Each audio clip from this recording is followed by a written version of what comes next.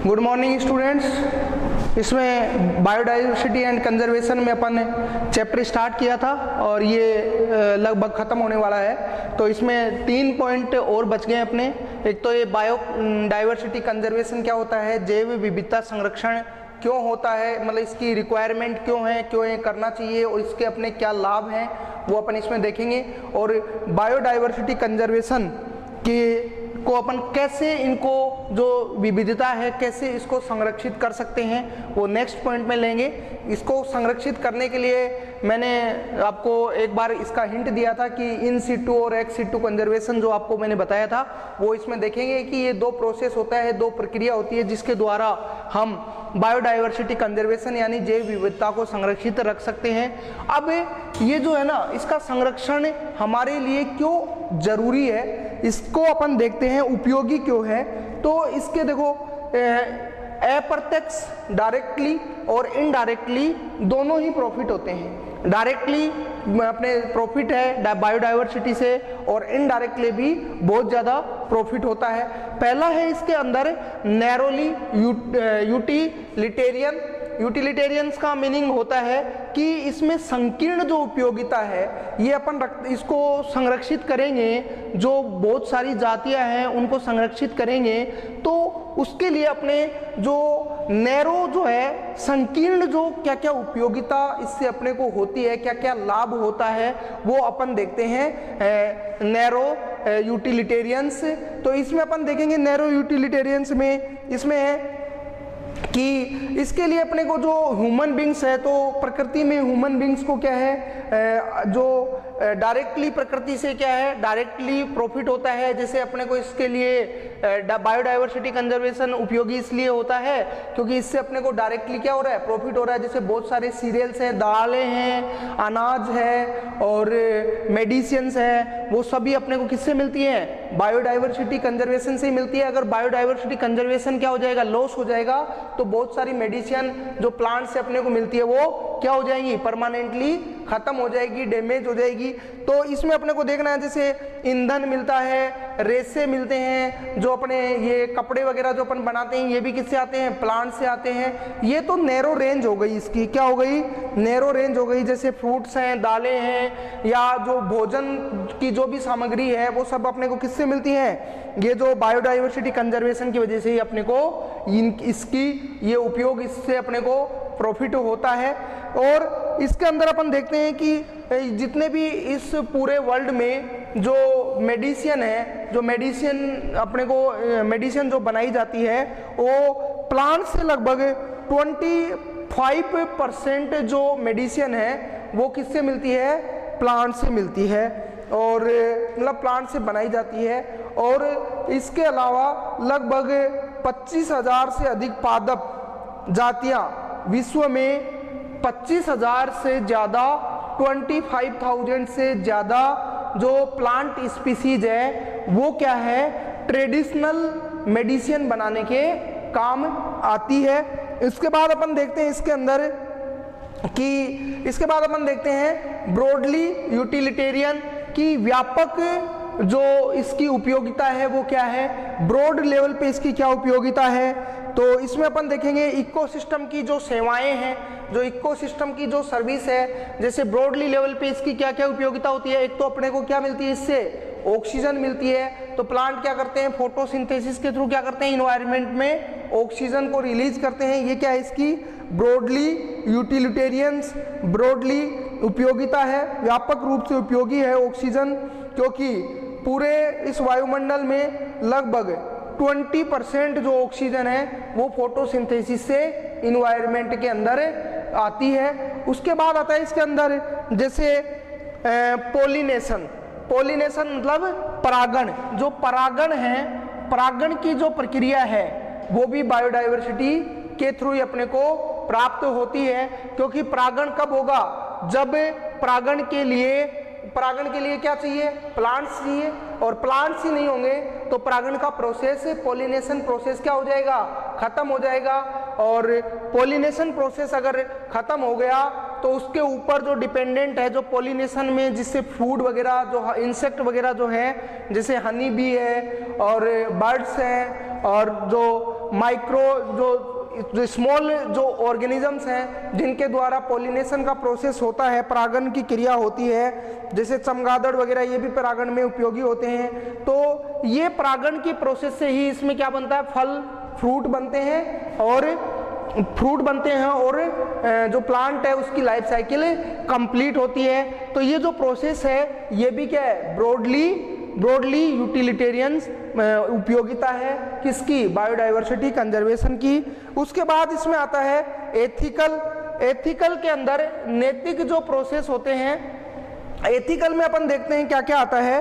तो एथिकल के संबंध में देखो ऐसा है, ये जितने भी जो एनिमल्स हैं, जैसे लाखों एनिमल्स इस अर्थ के ऊपर पाए जाते हैं, तो उन जैसे माइक्रो ऑर्गेनिजम्स हैं वो सब किस पे डिपेंडेंट होते हैं, प्लांट पे डिपेंडेंट होते हैं। और ये जो प्लांट पे डिपेंडेंट होते हैं, ईच एनिमल की एक वैल्यू होती है बायोडाइवर्सिटी में। और ये अगर बायोडाइवर्सिटी लॉस हो जाएगा या इसका संरक्षण अपन नहीं कर पाएंगे तो क्या होगा, वो जो एनिमल्स हैं, जो उसकी जो एक इस इकोसिस्टम में जो वैल्यू है, वो एनिमल्स क्या होगा, वो एनिमल्स परमानेंटली इस बायोडाइवर्सिटी से क्या हो जाएगा, इस इकोसिस्टम में से लॉस हो जाएगा।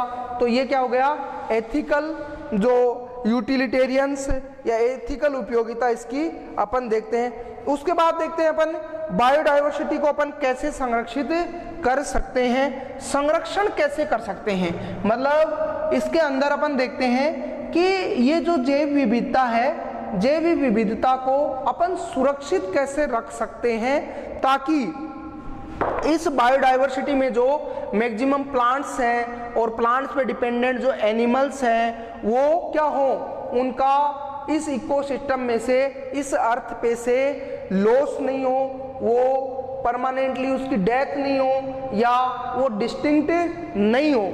तो इसके लिए जो स्पीसीज डिस्टिंक्ट होने वाली है और जो इन्वायरमेंट में जिसकी उपयोगिता बहुत ज़्यादा है, इकोसिस्टम में वो की स्पीसीज है, तो उसको अपन संरक्षित, उसकी सुरक्षा कैसे करें। तो उसकी सुरक्षा के लिए अपने को क्या करना पड़ेगा, मेनली दो ही प्रोसेस होते हैं, मुख्यतः दो प्रोसेस के थ्रू अपन बायोडाइवर्सिटी को सुरक्षित या संरक्षित कर सकते हैं। तो इसके दो तरीके हैं। पहला तो होता है इसमें स्वस्थानीय संरक्षण। पहला कौन सा है, स्वस्थानीय संरक्षण। इसको अपन क्या बोलेंगे, और इसको बोलेंगे इन सीटू इसको बोलेंगे in situ conservation. In situ conservation, स्वस्थानीय संरक्षण, इन सीटू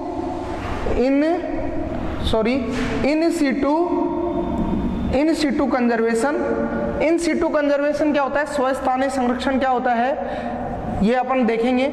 और एक होता है इसके अंदर एक्स सीटू कंजर्वेशन, मतलब स्वस्थानीय संरक्षण और बहिस्थानीय संरक्षण। इसको हिंदी में बहिस्थानीय संरक्षण भी बोलते हैं या बाह्य स्थानीय संरक्षण भी बोलते हैं। इसको अपन बोलेंगे बाह्य स्थानीय संरक्षण। तो एक्स सीटू कंजर्वेशन और इन सीटू कंजर्वेशन, तो ये दो ही तरीके होते हैं जिसकी वजह से अपन क्या कर सकते हैं कि जो बायोडाइवर्सिटी है, जो नेचर में प्रेजेंट है, उसको सुरक्षित इन दो तरीकों को अपनाकर किया जा सकता है। पहला तरीका है स्वस्थानीय संरक्षण, मीन्स जो स्पीसीज जहां पर रहती है, यदि वो संकटग्रस्त है या डिस्टिंक्ट होने वाली है या उसके जो नंबर है, उस जाति की जो संख्या है वो बहुत कम है, तो इन सीटू कंजर्वेशन के अंदर अपन क्या देखेंगे कि कोई भी स्पीसीज है, यदि वो संकटग्रस्त है या डिस्टिंक्ट होने वाली है, उसकी जो संख्या है, नंबर सब वो बहुत कम है, तो उसको उसी के आवास में, उसी की हैबिट में अपन क्या करते हैं, कंजर्व्ड करते हैं। उसको अपन बोलते हैं इन सीटू कंजर्वेशन। अब इन सीटू कंजर्वेशन के लिए अपन ने क्या किया है, इसको अपन ऑन साइट कंजर्वेशन भी बोल सकते हैं, और क्या बोल सकते हैं, ऑन साइट कंजर्वेशन भी बोल सकते हैं, स्व स्थानीय संरक्षण। तो इसके लिए जैसे मान लो कोई टाइगर है, उस टाइगर को अपन को क्या करना है, कंजर्व करना है, तो अपने को क्या करना पड़ेगा, जहां पर वो रह रहा है, जो उसकी जो हैबिटियल जो एरिया है, तो उस एरिया को अपने को क्या करना पड़ेगा, उसकी बाउंड्री सील करनी पड़ेगी, ताकि वो क्या रहे, उसके ऊपर कोई भी ह्यूमन एक्टिविटी की वजह से उसका कोई नुकसान नहीं हो। तो इसके लिए इसी को अपन क्या बोलेंगे, या कोई प्लांट है जो किसी फॉरेस्ट के अंदर प्रेजेंट है और उसकी बहुत सी कम स्पीसीज है, और लेकिन अब वो प्लांट के जो नंबर से बहुत कम बचे हैं और अपन चाहते हैं कि वो इस अर्थ पे डिस्टिंक्ट नहीं हो, विलुप्त नहीं हो, तो उसके लिए अपन क्या करेंगे, उस प्लांट को वहीं पे कंजर्व कर देंगे, उसमें किसी प्रकार की कोई जो क्रियाकलाप है ह्यूमन के थ्रू, ह्यूमन एक्टिविटी है, वो नहीं होगी। तो इस प्रकार का जो कंजर्वेशन है उसको अपन बोलते हैं इन सिटू कंजर्वेशन। अब इन सिटू कंजर्वेशन के अंदर पहला तो होता है एक इन सिटू कंजर्वेशन में अपन देखते हैं पहला हॉट स्पॉट। ये हॉट स्पॉट क्या होते हैं, इसके बारे में आप देखो। पहला है हॉट स्पॉट। हॉट स्पॉट जो है सेकंड अपन बाद में देखेंगे, पहले अपन देखते हैं हॉट स्पॉट। जो हॉट स्पॉट है वो क्या होते हैं, इसके बारे में देखते हैं। तो इनको अपन बायो डाइवर्सिटी हॉट स्पॉट भी बोल सकते हैं, बायो डाइवर्सिटी हॉट स्पॉट। तो जैव विविधता हॉट स्पॉट जो होते हैं, बायोडाइवर्सिटी हॉट स्पॉट वो क्षेत्र होते हैं, वो एरियाज होते हैं जहां पर जातीय समृद्धि बहुत अधिक और एंडेमिक होती है। मतलब ऐसा एरिया जहां पर एंडेमिक स्पीसीज हो और स्पीसीज रिचनेस जो है, जातीय समृद्धि वहां पे बहुत ज्यादा पाई जाती है, वो एरिया हॉट स्पॉट एरिया कहलाता है। जातियों का अन्य स्थानों, वो जाति जो है मतलब ऐसी स्पीसीज, ऐसी जाति जैसे एक वो पर्टिकुलर एरिया के अंदर प्रेजेंट है, इसको अपन क्या बोलेंगे, एंडेमिक स्पीसीज। और इसमें जो जातियों की संख्या है, जो स्पीसीज जो रिचनेस है, वो क्या है, मैक्सिमम है। लेकिन यहाँ पर ये जो स्पीसीज है ये किसी अदर एरिया के अंदर नहीं पाई जाती है, तो ऐसे क्षेत्र को अपन हॉट स्पॉट बोलते हैं। इनिशियल कंडीशन में 25 हॉट स्पॉट को 25 हॉट स्पॉट को क्या किया गया था, साइन किया गया था, चिन्हित किया गया था। लेकिन अभी इसके अंदर 9 हॉट स्पॉट और जोड़े गए हैं। तो आज की डेट में total 34 biodiversity hot spot present है पूरे वर्ल्ड में। आज की डेट में 34 बायोडाइवर्सिटी हॉट स्पॉट पाए जाते हैं। हॉट स्पॉट इसके अंदर तेजी से पर्यावरण के विलोपन के क्षेत्र उपस्थित होते हैं, पर्यावरण विलोपन के क्षेत्र पाए जाते हैं। ये हॉट स्पॉट त्वरित आवासीय क्षति के क्षेत्र है, जिनके इसमें जो अपने भारत में 3 हॉट स्पॉट है। जैसे पहला तो है जो वेस्टर्न घाट, श्रीलंका वेस्टर्न घाट, दूसरा है इंडो वर्मा और थर्ड है हिमालय। ये 3 हॉट स्पॉट है जो हमारे देश की असाधारण रूप से बायोडाइवर्सिटी को रिप्रेजेंट करते हैं। मतलब पहला हॉट स्पॉट मैंने बताया, इसमें वेस्टर्न घाट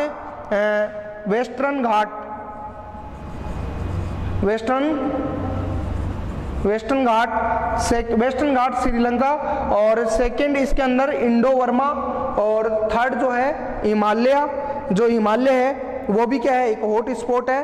तो ये हमारे देश के हॉट स्पॉट है जिसके अंदर मैक्सिमम बायोडाइवर्सिटी पाई जाती है। और इसके बाद ये जो हॉट स्पॉट है ये आपस में मिलकर संसार के, वर्ल्ड के 2% से भी क्या है, कम हॉट स्पॉट संसार के 2% से भी कम है।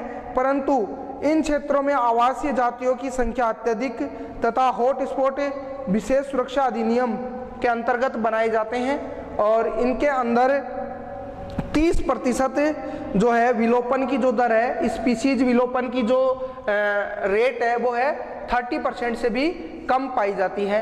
तो पहला आपको मैंने बताया हॉट स्पॉट, ये बायोडाइवर्सिटी, सुरक्षित बायोडाइवर्सिटी कंजर्वेशन को कंजर्व्ड करने का एक प्रोसेस है, जिसके अंदर अपन जो जैव विविधता है उसको क्या कर सकते हैं, सुरक्षित कर सकते हैं। और ये जो हॉट स्पॉट है इसी को अपन क्या बोलते हैं, इन सिटू कंजर्वेशन। अब इन सिटू कंजर्वेशन में सेकंड जो आता है वो आता है प्रोटेक्टेड एरिया, संरक्षित क्षेत्र। सेकंड जो प्रोसेस है इन सिटू कंजर्वेशन में वो है क्या, सुरक्षित, कौन से क्षेत्र, सुरक्षित क्षेत्र। सुरक्षित क्षेत्र जो किसके द्वारा बनाए जाते हैं, ह्यूमन के थ्रू बनाए जाते हैं, इनको अपन बोलते हैं प्रोटेक्टेड एरिया। तो प्रोटेक्टेड एरिया देखते हैं अपन।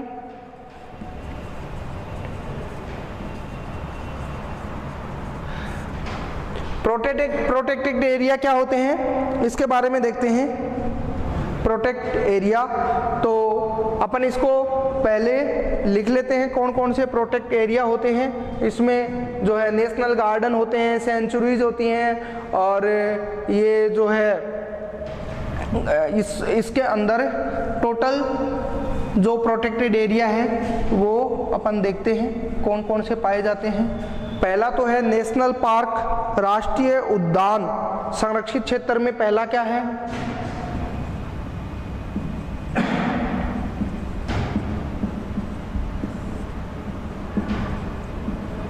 पहला है इसके अंदर राष्ट्रीय उद्यान या नेशनल पार्क।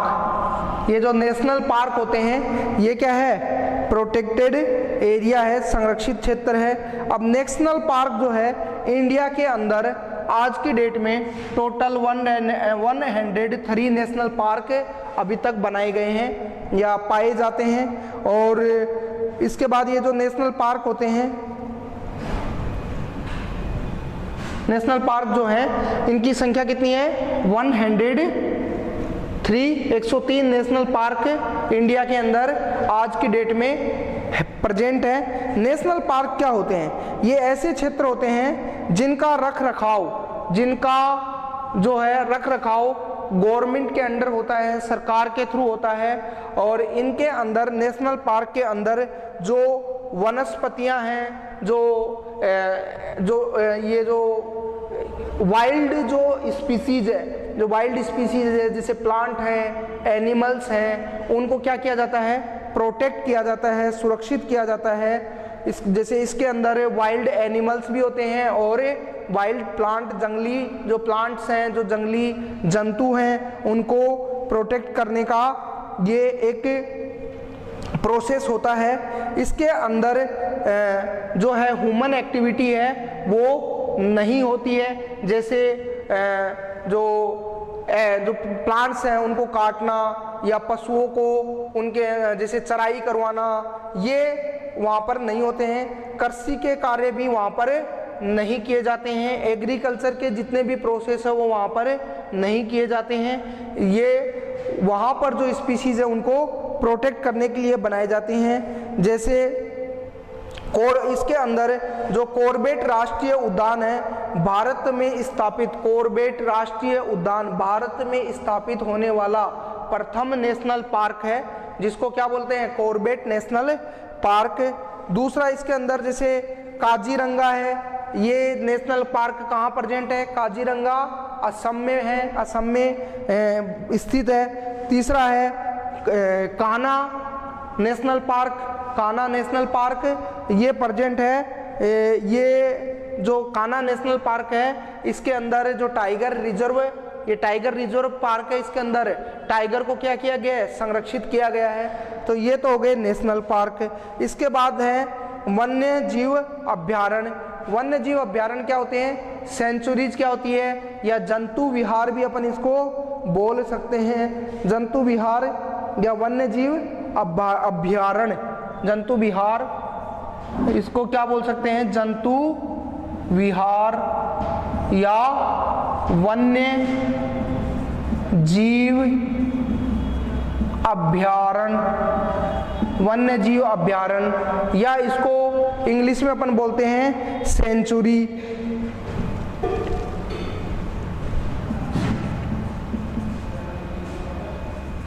सेंचुरीज वन्य जीव अभयारण्य क्या होते हैं? ये जो सेंचुरीज होती हैं ये ऐसे भूभाग हैं या एरिया है जहां पर जंतुओं को सभी प्रकार के दोहन या ओवर एक्सप्लोजन एवं आवास के सापेक्ष क्या करते हैं? संरक्षित करते हैं।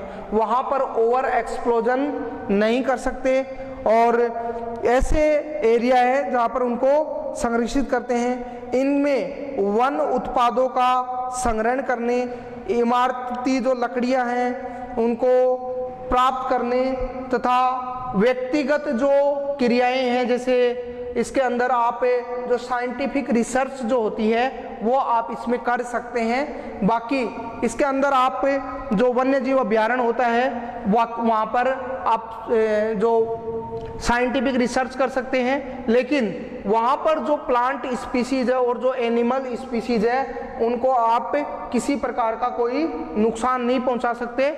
इनको अपन बोलते हैं वन्य जीव अभयारण्य। इसका अपने राजस्थान में बेस्ट एग्जाम्पल है जो भरतपुर में केवला देवी राष्ट्रीय जो अभयारण्य है, जो उसी को वो इसका बेस्ट एग्जाम्पल माना जाता है। उसके अंदर अपन देखते हैं नेक्स्ट थर्ड। तो मैंने आपको बताया जंतु विहार या वन्य जीव अभयारण्य या सेंचुरीज, इसकी जो इंडिया के अंदर जो संख्या है वो टोटल है 537। आपको केवल ये संख्या याद रखनी है, टोटल सेंचुरीज कितनी हैं इंडिया के अंदर अभी लेटेस्ट टाइम में। थर्ड जंतु विहार के अंदर जैसे मैंने आपको बताया था, इसका जो एग्जाम्पल है भरतपुर में है अपने राजस्थान में। जो केवला देवी अभयारण्य है वो क्या है? एक तरह से जंतु विहार है। यहाँ पर अलग अलग जो है एनिमल्स है वो बहुत दूर से आते हैं। जैसे वहाँ पर साइबेरियंस जो बर्ड्स हैं वो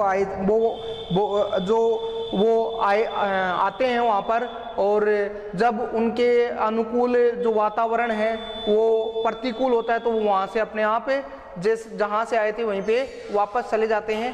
ये वन्य जीव अभयारण्य होते हैं। इनमें ह्यूमंस जो है उनका कोई इंटरफेयर नहीं होता है। वहाँ की जो नेचुरल जो संपदा है, जो नेचुरल वहाँ के रिसोर्स है उनको बैन किया होता है। उसमें ह्यूमन एक्टिविटी किसी प्रकार की नहीं पाई जाती है। वहाँ पर पशुओं का जो है चारागाह वगैरह या चराना उनको वो उनकी क्या होती है, उन पे बैन होता है। आप वहाँ पर किसी प्रकार की एनिमल्स या कोई भी प्रकार का जो एनिमल्स है वो लेके नहीं जा सकते हो।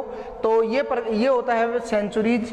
इसके बाद आता है बायोस्फीयर रिजर्व। बायोस्फीयर रिजर्व जो होते हैं ये स्पेशल एरियाज हैं जिसको अपन जैव मंडल आरक्षित क्षेत्र भी बोलते हैं। बायोस्फीयर रिजर्व को अपन क्या बोलेंगे? जैव मंडल आरक्षित क्षेत्र। इंडिया में टोटल ये 18 हैं। तो बायोस्फीयर रिजर्व क्षेत्र क्या होते हैं? इसमें देखो, ये जो बायोस्फीयर रिजर्व क्षेत्र होते हैं ये पर्टिकुलर एरिया में बनाए जाते हैं। ये दूसरा, ये जैसे समुंदर के किनारे जो तटीय क्षेत्र हैं वहाँ पर ये बनाए जाते हैं, और इन क्षेत्रों के अंदर पर्यावरणीय, इनको अपन एनवायरमेंटल कंजर्व एरिया भी बोल सकते हैं। इनमें अलग जनजाति के लोग भी, अलग ही प्रकार की जनजाति के लोग और एनिमल्स, डिफरेंट टाइप के एनिमल्स आदि उपस्थित होते हैं। और इसको अपन नेचुरल बायोम, प्राकृतिक बायोम भी बोल सकते हैं। ये जो बायोस्फीयर रिजर्व एरिया होते हैं इसमें मुख्य 3 क्षेत्र पाए जाते हैं। एक तो इसके अंदर जो सेंटर एरिया होता है जिसको कोर एरिया बोला जाता है। ये कोर एरिया जो है इसमें ह्यूमन की कोई भी एक्टिविटी, कोई भी कार्य इसके अंदर ह्यूमन बीइंग का इस क्षेत्र में जो है मानव क्रियाकलाप या मानव हस्तक्षेप जो है वो नहीं कर सकता। ये एरिया रिजर्व्ड एरिया या सुरक्षित एरिया होता है। और यहाँ पर जो स्पीसीज है एनिमल्स और प्लांट की, उनको वो जो स्पीसीज है उन पे ह्यूमन की एक्टिविटी नहीं होती है। दूसरा जो होता है बफर एरिया। इस एरिया के अंदर ये जो है ये कोर एरिया को घेरे हुए होता है, बफर एरिया जिसको बोलते हैं, बफर अनुक्षेत्र। इसमें जैसे मानव के कुछ ह्यूमन एक्टिविटी पर्टिकुलर यहाँ पर हो सकती है, जैसे रिसर्च वगैरह के या जो शैक्षणिक जो कार्यक्रम है, जो रिसर्च की जो प्रक्रिया है वो बफर एरिया में ह्यूमन के थ्रू की जा सकती है। लेकिन जो नेचुरल रिसोर्स हैं, जो संपदा है, उसको आप यहाँ पर क्षति नहीं पहुँचा सकते। तीसरा जो एरिया है उसको अपन बोलते हैं ट्रांजिशन क्षेत्र। बायोस्फीयर रिजर्व में ये जो ट्रांजिशन क्षेत्र होता है, ये इसका बाहरी भाग होता है, आउटर मोस्ट पार्ट होता है। इस एरिया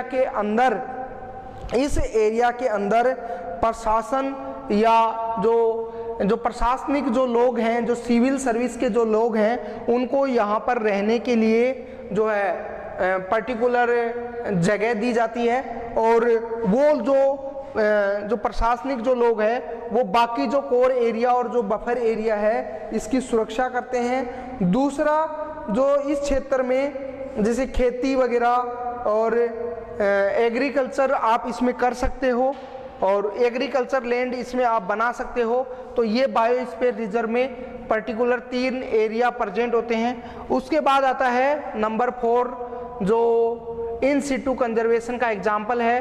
पहला मैंने इन सिटू कंजर्वेशन का एग्जाम्पल नेशनल पार्क बताया, इनके नंबर है 103। दूसरा जो है इसके अंदर मैंने आपको बताया जंतु विहार या सेंचुरी जिसको बोला जाता है। इन इंडिया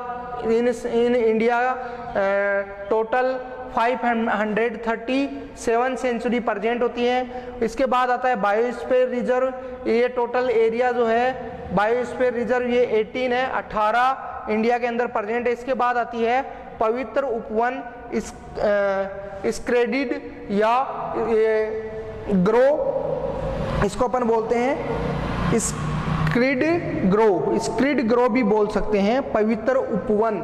ये जो पवित्र उपवन है ये अपने जो इतिहास है, जो पुराना इतिहास है, जो पुराने जो लोग हैं उनके द्वारा ये छोड़े गए थे, ताकि इसके अंदर जो एनिमल्स हैं और जो प्लांट्स हैं वो क्या हो, सुरक्षित रह सके।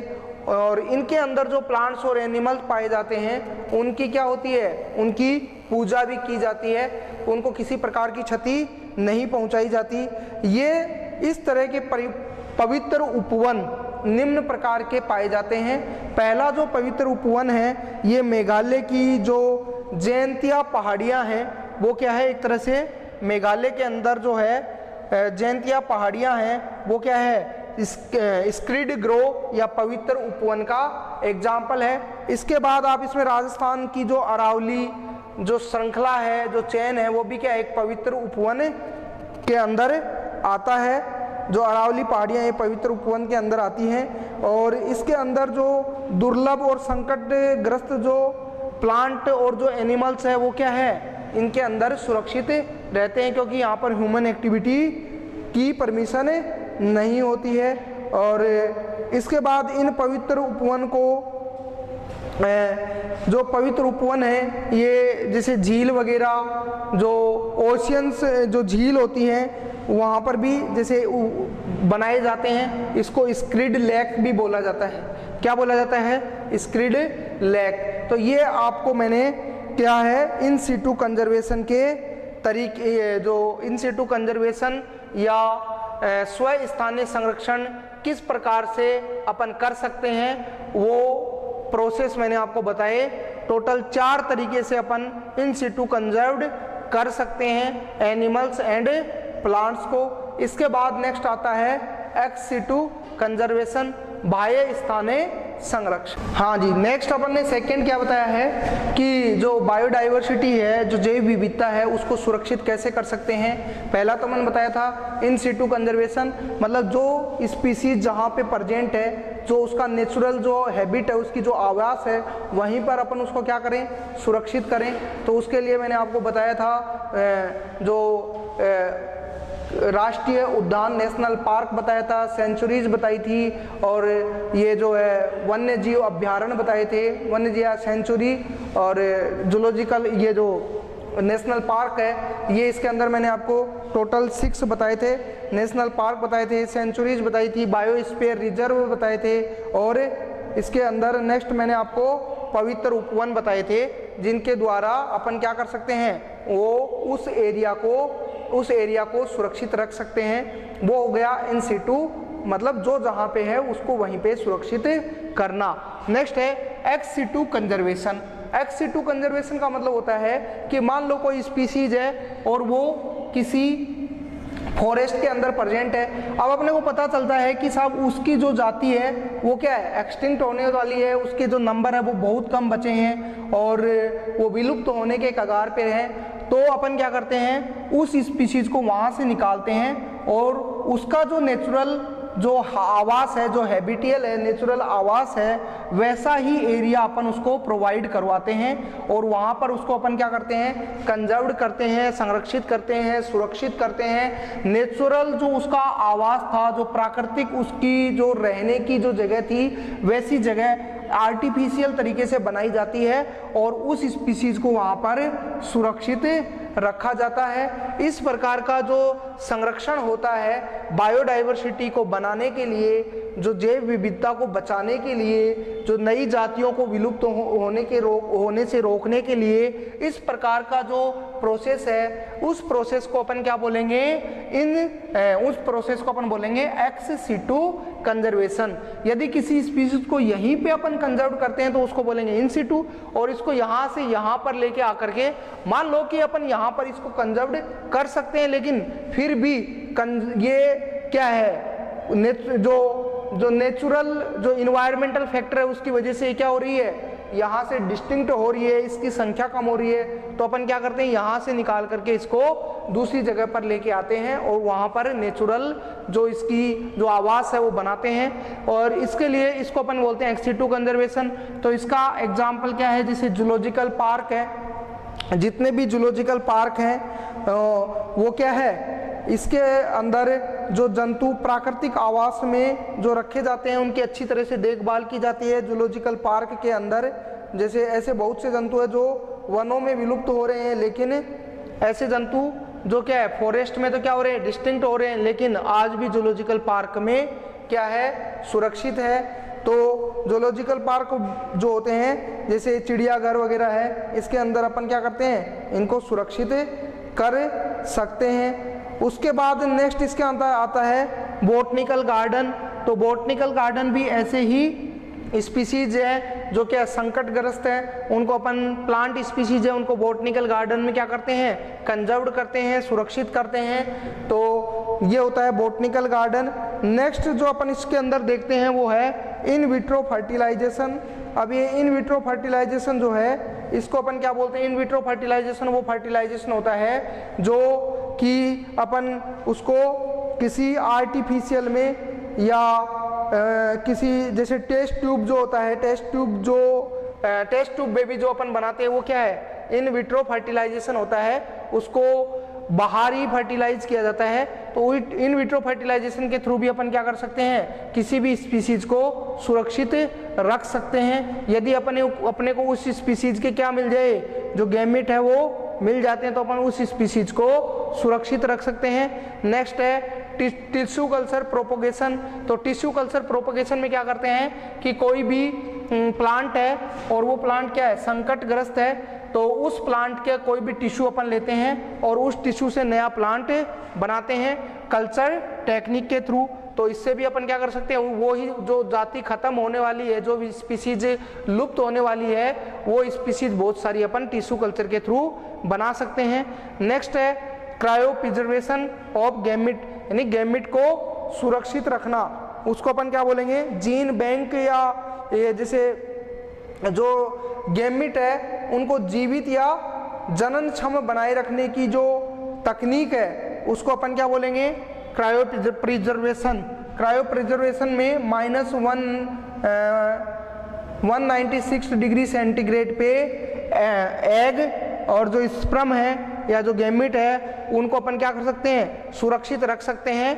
तो इस प्रोसेस को क्या बोलते हैं, क्रायो प्रिजर्वेशन। फिर इसके बाद आता है जीन बैंक।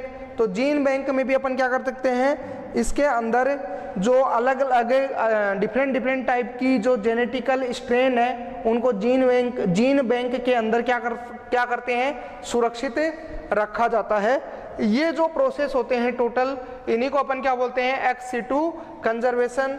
किसी भी स्पीसीज को बाहर और उसकी प्राकृतिक जो इन्वायरमेंट है उसके अंदर, जो नेचुरल इन्वायरमेंट है वो बाहर आर्टिफिशियल बनाया जाता है और उसमें उसको सुरक्षित रखा जाता है। और ये सावधानी पूर्वक अपन ये प्रोसेस करते हैं। इसके बाद आता है इसके अंदर नेक्स्ट जो इम्पोर्टेंट पॉइंट है वो है कि जो इसका बायोडाइवर्सिटी का जो ऐतिहासिक सम्मेलन, जो बायोडाइवर्सिटी सम्मेलन क्या होते हैं और कहाँ हुआ था, वो इसके बारे में 2 पॉइंट आपको बता देते हैं। बायोडाइवर्सिटी सम्मेलन क्या होते हैं और वो अभी अपन डिस्कस करेंगे। तो ये आपका 1 पॉइंट बच गया चैप्टर में, ये अभी थोड़ी देर में देखते हैं। हाँ जी, तो अपने ये कुछ इम्पोर्टेंट पॉइंट है। इसमें पहले मैंने आपको बताया है कि जो बायोडाइवर्सिटी है इसके जो ऐतिहासिक जो सम्मेलन है वो कहाँ पे हुए हैं, कौन सा हुआ है, किससे क्या क्या किन जो कंट्री है, कौन कौन सी कंट्री है जिन्होंने इस सम्मेलन में पार्टिसिपेट किया है। तो पहला तो इसके अंदर आपको याद रखने वाला यही है कि 1992 में इसके अंदर बायोडाइवर्सिटी के जो है द अर्थ समिट के नाम से इस सम्मेलन को जाना जाता है, द अर्थ समिट। इसके बाद जो नेक्स्ट जो आता है, इसके बाद आता है ये 2002 में जो दक्षिणी अफ्रीका, साउथ अफ्रीका के जो जोहान्सबर्ग जो एरिया है या जो उसके अंदर एक विश्व शिखर सम्मेलन हुआ था, जिसके अंदर लगभग 190 जो कंट्री है उन्होंने पार्टिसिपेट किया था।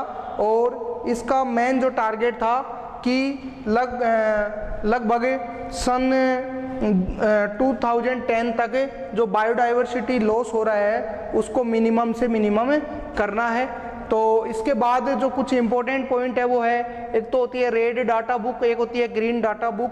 तो रेड डाटा बुक में तो क्या होता है, वो एनिमल्स जो क्या है डिस्टिंक्ट हो चुके प्लांट और एनिमल्स, उनका यहाँ पर जो है उनके बारे में इसमें इंफॉर्मेशन होती है जो क्या है डिस्टिंक्ट हो चुके हैं प्लांट्स और एनिमल्स, उसको अपन बोलते हैं रेड डाटा बुक। और या इसके अंदर वो एनिमल्स और प्लांट भी होते हैं जो क्या है अभी मतलब जो खतरे में चल रहे हैं, जो अभी विलुप्त होने वाले हैं या डिस्टिंक्ट होने वाले हैं, उन एनिमल्स और प्लांट की ये लिस्ट होती है जो international union of conservation of nature and natural resource के द्वारा बनाई गई थी, IUCN के अकॉर्डिंग ये बनाई गई थी। ग्रीन डाटा बुक जो है इसके अंदर क्या होता है, इसके अंदर ये अपने को ग्रीन डाटा बुक में वो रेयर प्लांट, जो बहुत से ऐसे प्लांट होते हैं जो है ओनली कंजर्व्ड कंडीशन में हैं, उनके बारे में इंफॉर्मेशन होती है। और बोटनिकल गार्डन या लिस्ट, बोटनिकल गार्डन की लिस्ट वगैरह जो होती है वो ग्रीन डाटा बुक के अंदर पाई जाती है। उसके बाद कुछ इंपॉर्टेंट पॉइंट है, ये आपको याद रखना है, ये नीट में क्वेश्चन आता है इसमें से। तो ये 4 मैंने लिखे, वैसे तो बहुत सारे होते हैं लेकिन आपको ये 4 ही याद रखने हैं। इसके अंदर आप देखना, एक तो वर्ल्ड फॉरेस्ट डे जो है इसकी ये डेट आपको याद रखनी है 21 मार्च, और उसके बाद वर्ल्ड बायोडाइवर्सिटी डे 21 मई, उसके बाद वर्ल्ड इन्वायरमेंटल डे तो ये 5 जून जो है आपको याद रखनी है, 5 जून जो है याद रखनी है। उसके बाद है वर्ल्ड ओजोन डे 16 सितंबर है, ये आपको रटना है। और इसके अंदर से नीट में पिछली बार क्वेश्चन आया था तो इस वजह से आपको डेट याद रखनी है, ये हर एग्जाम में पूछे जाते हैं। इसके बाद अपन नेक्स्ट स्टार्ट करते हैं, नेक्स्ट चैप्टर स्टार्ट करेंगे। ये चैप्टर यहाँ पे अपन कंप्लीट करते हैं, नेक्स्ट चैप्टर अपन नेक्स्ट लेक्चर में स्टार्ट करेंगे।